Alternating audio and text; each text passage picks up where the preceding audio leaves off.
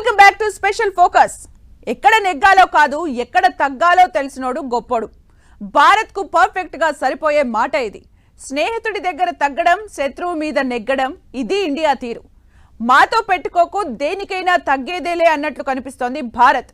బార్డర్ల తోక జాడిస్తూ over action చేసిన చైనాకు చుక్కలు చూపించింది. బార్డర్ డీల్ కు రూట్ క్లియర్ చేసింది. డ్రాగన్ కు భారత్ పవర్ ఏంటో చూపించింది.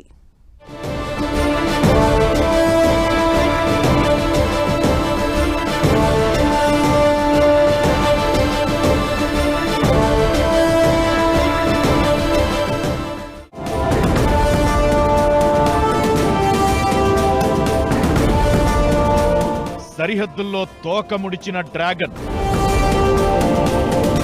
రష్యాకు అభయం, చైనాలో భయం. ఇది ఇండియా అంటే అంటున్న ప్రపంచం.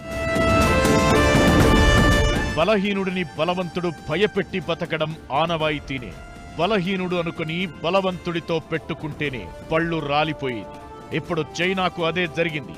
భారత్ బలాన్ని తక్కువ ఊహించుకున్నారో, బలగాన్ని తక్కువ అంచనా వేశారు. బోర్డర్లో చైనా చేయని ఓవర్ యాక్షన్ లేదు. కవ్వింపు చర్యలకు దిగడం, చర్చల్లో ఓకేని ఆ తరువాత పిచ్చి వేషాలు వేయడం. గల్వాన్ లోయ ఘటన తరువాత చైనా చేయని తగుల్బాజీ పని లేదు అనడంలో ఎలాంటి అనుమానం లేదు. చైనా దూకుడుకు సరిహద్దుల్లో చెక్ పెడుతూనే రష్యా లాంటి స్నేహితులకు అండగా నిలుస్తూ బలం పెంచుకున్న భారత్ డ్రాగన్ కంట్రీ మీద ప్రెషర్ పెంచింది. ఇప్పుడు దిగొచ్చేలా చేసింది. బార్డర్ డీల్ విషయంలో జరిగింది అదే. బ్రిక్స్ సమావేశాల వేదికగా మోదీ చక్రం తిప్పారు. కట్ చేస్తే వాస్తవాధీన రేఖ వెంట పెట్రోలింగ్, సైనిక ఉద్రిక్తతలను తగ్గించడంపై చైనా, భారత్ మధ్య ఏకాభిప్రాయం కుదిరింది.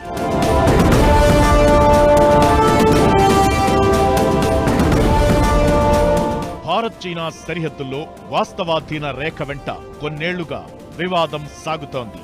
బలగాల ఉపసంహరణకు సంబంధించి రెండు దేశాలు ఇప్పుడు ఒక ఒప్పందానికొచ్చాయి. అనేక వారాలుగా జరుపుతున్న చర్చల్లో కీలక పురోగతి చోటు చేసుకుంది. భారత్ చైనా సరిహద్దుల్లో వాస్తవాధీన రేఖ వెంట పెట్రోలింగ్ మళ్లీ ప్రారంభించడంపై రెండు దేశాలు ఒక ఒప్పందానికొచ్చాయి. దీంతో సరిహద్దుల్లో బలగాల ఉపసంహరణ, 2020లో తలెత్తిన ఉద్రిక్తతల పరిష్కారానికి మార్గం క్లియర్ అయింది. గాల్వాన్ ఘటన తరువాత రెండు దేశాలు 50 నుంచి 60,000 మంది సైనికులను LACలో మోహరించాయి. చైనాను ఎదుర్కొనేందుకు డోక్లాం తరహాలో భారత్ వ్యూహాలను సిద్ధం చేసింది. చైనా సైన్యాన్ని వెనక్కి తీసుకోవాలని భారత్ స్పష్టం చేసింది. 2020 నాటి పరిస్థితిని మళ్లీ తీసుకురావాలని గట్టిగానే చెప్పింది. 4.5 తరువాత చైనా మెట్టు దిగొచ్చింది. ఏప్రిల్ 2020లో మేము పోరాడటానికి రెడీగా ఉన్నాం చైనాతో అని చెప్పటం, ఏర్పాట్లు చేయటం. చైనాకి ఇలాంటి సమయంలో మనం ఒప్పందం తీసుకుని విరోధం తగ్గించుకుంటే బెటర్ అని తగ్గింది. అందువల్ల బ్రిక్స్తో చేసినట్టే బ్రిక్స్ మిగతా దేశాలతో కూడా భారతదేశానికి మంచి సంబంధాలు ఉన్నాయి. 4.5 సరిహద్దుల్లో భారత్ చైనా మధ్య ఉద్రిక్తతలు కొనసాగుతూనే ఉన్నాయి. 4.5 రెండు దేశాల మధ్య నేరుగా విమాన రాకపోకలు సాగలేదు.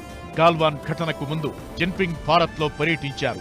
ఆ తరువాత పరిణామాలతో ఇద్దరి భేటీ మళ్లీ జరగలేదు. 2023 ఆగస్టులో దక్షిణాఫ్రికాలో జరిగిన బ్రిక్స్ కూటమి శిఖరాగ్ర సదస్సుతో పాటు ఇండోనేషియాలోని బాలీలో జరిగిన G20 సదస్సులో మోదీ, జిన్పింగ్ పాల్గొన్నారు. అయితే ఆ రెండు సమయాల్లోనూ ప్రత్యేకంగా భేటీ జరగలేదు. ఈ బార్డర్ ఒప్పందం ఖచ్చితంగా రెండు దేశాల మధ్య సంబంధాలపై తీవ్ర ప్రభావం చూపే అవకాశముంది. ఏమైనా చైనా ఓ మెట్టు దిగడం కాదు, భారత్ దించడం ఇప్పుడు హాట్ టాపిక్ అవుతోంది. డ్రాగన్ దూకుడుకు కళ్లెం వేసిన మోదీ సర్కార్ దౌత్యపరంగా, అంతర్జాతీయంగా ఒత్తిడి తీసుకొచ్చింది. చైనాకు వేరే ఆప్షన్ లేకుండా చేసింది.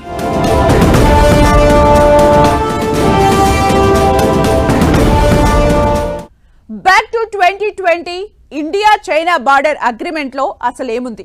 ఈ డీల్ సక్సెస్ అవడం అంటే భారత్ ఖాతాలో గొప్ప విజయం పడినట్లేనా? ఈ ఒప్పందం రెండు దేశాల మధ్య సంబంధాలను ఎలా ప్రభావితం చేయబోతోంది? 4 ఏళ్ల ముందు ఉన్నట్లు రెండు దేశాల మధ్య పరిస్థితులు ఉండబోతున్నాయా? డ్రాగన్ ను అసలు నమ్మొచ్చా లేదా?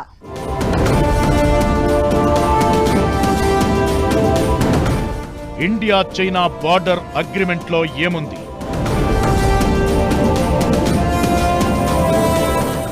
ఈ డీల్ భారత్ సాధించిన గొప్ప విజయమా?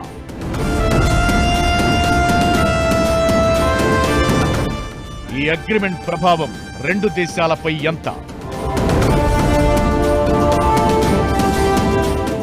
డీల్ సరే, అసలు డ్రాగన్ను నమ్మొచ్చా లేదా?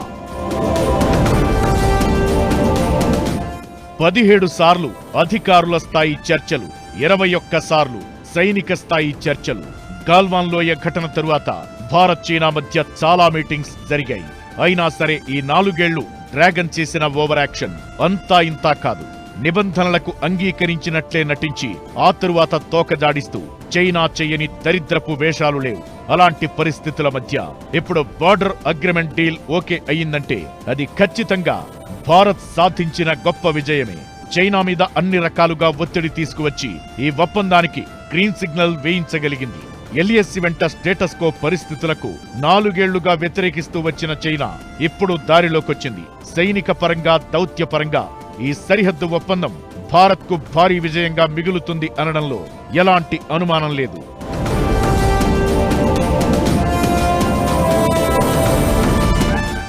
సరిహద్దు ఒప్పందంలో కీలకమైనది డెప్సాంగ్, డెంచుక్ నుంచి చైనా బలగాలు వెనక్కి వెళ్లడం. గోగ్రా, ప్యాంగాంగ్ లేక్, గాల్వాన్ వ్యాలీలో భారత్ చైనా మధ్య ఉద్రిక్తతలు ఇప్పటికే చల్లారగా డెప్సాంగ్, డెంచుక్ ఏరియాల్లో మాత్రం ఇంకా కొనసాగుతున్నాయి. అయితే బార్డర్ అగ్రిమెంట్తో భారత సైనికులకు రోడ్ క్లియర్ అయింది. డెప్సాంగ్, డెంచుక్ ప్రాంతాల్లో ఇండియా బలగాలు పెట్రోలింగ్ చేసుకునే అవకాశం ఉంటుంది. డెప్సాంగ్ ప్రాంతం ఉత్తర లద్దాఖ్లో ఉంటే డెంచుక్ దక్షిణ ప్రాంతంలో ఉంటుంది. ఈ 2 ప్రాంతాలపై చైనా ఎప్పట్నుంచో వివాదం చేస్తోంది. అయితే ఇన్నాళ్లకు డ్రాగన్ ఓ మెట్టు దిగొచ్చింది. సైనిక పరంగా, భద్రతా పరంగా ఈ ప్రాంతాలు చాలా కీలకం. అలాంటిదిప్పుడు అక్కడ మన భద్రతా దళాలు పెట్రోలింగ్ చేసే అవకాశం దక్కబోతోంది.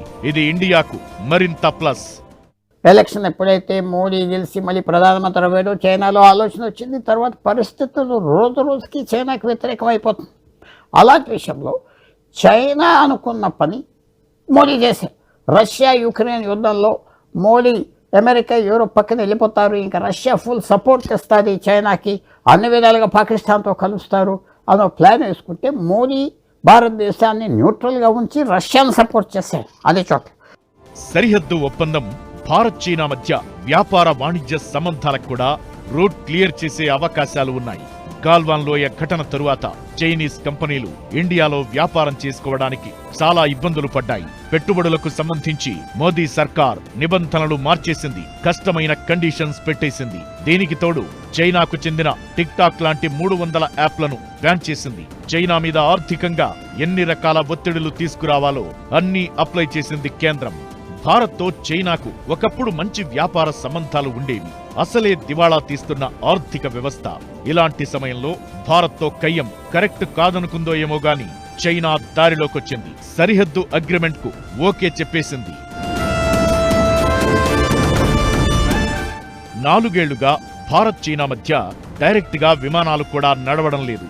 సరిహద్దు అగ్రిమెంట్ తరువాత ఇప్పుడు దీనిపై కూడా ఓ నిర్ణయం తీసుకునే అవకాశం ఉంటుంది. 2020 నాటి పరిస్థితులు అంటే కేవలం సరిహద్దుల్లో మాత్రమే కాదు, అన్ని రకాలుగా అని తెలుస్తోంది. ఏమైనా మోదీ దెబ్బకు తోక విరిగి డ్రాగన్ దారిలోకొచ్చింది. అయితే చైనాను నమ్మడానికి లేదు, ఎప్పుడూ ఓ కన్నేసి ఉంచాల్సిందే.